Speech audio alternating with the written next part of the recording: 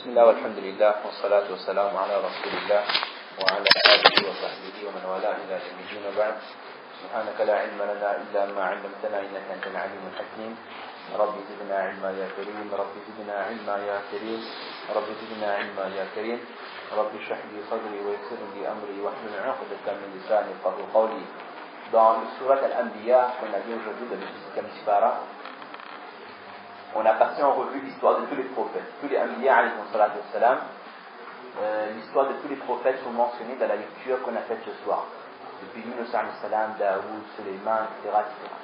Et une des histoires qui est le plus commentée dans ce surat Al-Anbiya, c'est l'histoire de Sayyidina Ibrahim alayhi salam. Alors, en 10 minutes, on ne va pas raconter la biographie d'Ibrahim alayhi salam, mais juste l'événement très connu des musulmans, cet événement lorsque Ibrahim alayhi salam a décidé de casser les idoles de son peuple et de faire croire à son peuple que c'était le plus grand des idoles, qui avait cassé les petites idoles. Et l'objectif d'Ibrahim alayhi salam, c'était de ramener son peuple à la raison. On va voir comment Ibrahim alayhi salam, avec des arguments aqli, des arguments qui font appel à la raison, il essaie de convaincre son peuple qu'ils sont dans l'erreur. Alors, tout d'abord, les mufassirin, ils expliquent qu'Ibrahim alayhi salam, à cette époque, il était encore jeune. Il était encore un fata, c'est-à-dire un jeune homme. Et dans les mufassirin, ils disent qu'Ibrahim alayhi salam serait âgé à peu près de 16 ans. À peu près de 16 ans, lorsqu'il a décidé de casser ses idoles. Là, on voit encore avec l'histoire de hier comment les jeunes ont un rôle important dans la propagation de la vérité. Donc, on commence par le verset وَتَاللَّهِ لَكِيدَنَّ أَصْنَامَكُمْ بَعْدَ أَنْ تُوَلُّوا مُدْبِرِينَ. Ibrahim alayhi salam, il s'est fait la promesse de briser, de casser ses idoles lorsque son peuple sera absent. Alors, il dit dans un riwayat qu'il est arrivé la période du Eid, pas notre Eid à nous, mais une fête religieuse pour le peuple d'Ibrahim alayhi salam. Et le père d'Ibrahim alayhi salam, qui était lui-même constructeur d'idoles, il a dit: oh mon fils, viens avec nous, on va à la fête. Et tu vas voir comment on célèbre notre fête et notre religion va te plaire. Alors, Ibrahim alayhi salam sort avec eux et alors qu'il est en route, il fait exprès de tomber. Il fait exprès de tomber et il dit à son peuple que je suis malade. Alors, il prend ce prétexte pour retourner dans son village et maintenant le peuple entier est parti faire leur festivité. Maintenant, Ibrahim alayhi salam se retrouve seul avec tous les idoles. Et là, il se met à casser toutes les idoles, à l'exception du plus grand. Illa kabir al-lahum. Alors, pourquoi il a laissé le plus grand? Alors, l'objectif, c'était quoi? C'est que, afin que les gens pensent que c'est le grand qui a cassé les petites idoles. Dans certaines versions, il est même dit qu'il avait pris la hache. Ça, il n'y a pas d'Ibn Kathir. Certaines versions disent qu'il avait pris la hache et il avait accroché sur le cou de la grande idole, afin que les gens y croient vraiment que c'est les grandes idoles qui avaient fait ça. Maintenant, le peuple retourne après les festivités et il voit que tous les idoles sont réduits en miettes. Il dit: qui est-ce qui a osé faire ça avec nos divinités? C'est vraiment un valim, un oppresseur. Et quelqu'un a entendu qu'Ibrahim alayhi salam avait l'intention de casser les idoles. Ils ont dit donc: c'est Ibrahim alayhi salam. Maintenant, Ibn Abbas rapporte que c'est lui qui rapporte que ما بعث الله نبيا إلا شابا ولا أوتي العلم عالم إلا وهو شاب. Il dit que Allah Ta'ala a toujours envoyé les Anbiya jeunes et le ilm est accordé aux gens qui étaient jeunes également. Ça c'est l'opinion d'Ibn Abbas. Et il est précisé que donc Ibrahim alayhi salam avait 16 ans à cette époque. Alors maintenant, pour revenir à l'histoire, le peuple convoque Ibrahim alayhi salam. Et Ibrahim alayhi salam, il voulait être convoqué devant tout le monde afin que la population tout entière réalise qu'ils étaient dans l'erreur. Et là, Ibrahim va faire mujadala. Il va affronter le peuple. Il demande: est-ce toi qui as fait ça, ô Ibrahim? Ibrahim dit en ce sens: c'est le plus grand qui a fait.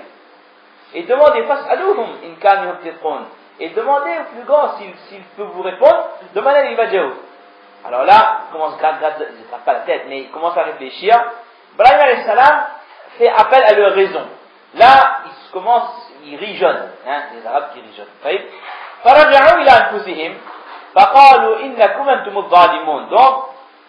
ils parlent entre eux, ils disent que la faute c'est nous-mêmes ça.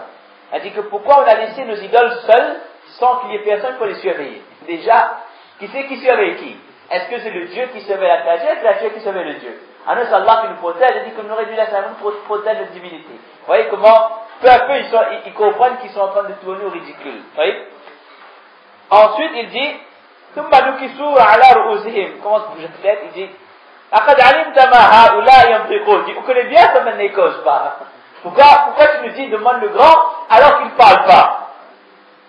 Alors, il dit que, Ibrahim alayhi salam, maintenant, il va pas lui faire l'occasion, il dit,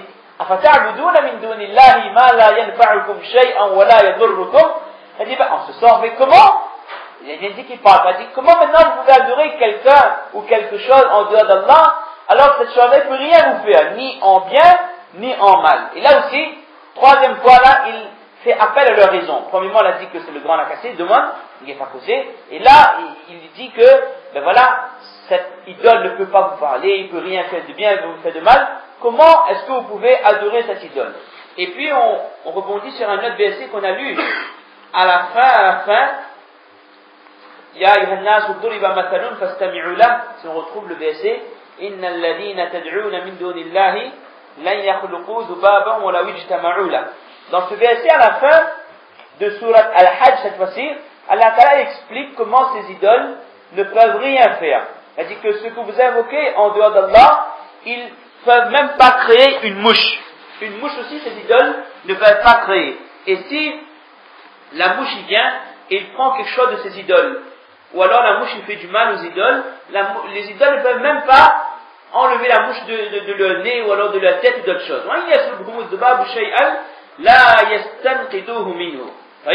Après il dit tous les deux sont faibles. Celui qui sollicite comme le sollicité, c'est-à-dire le sollicité c'est l'idole, ne peut rien faire, et celui qui sollicite lui aussi, il est totalement impuissant. Donc là également, regardez comment Allah fait appel à notre raison. Il dit, regardez ces idoles que ces gens-là ils adorent. La mouche il pose sur cette idole, l'idole ne peut même pas bouger sa tête pour se débarrasser. Même s'il fait un excrément ou autre chose, il vient, il prend quelque chose parmi les offrandes, il ne peut rien faire. Elle dit, comment vous pouvez adorer quelque chose qui ne peut strictement rien faire? Ça fait appel à la raison.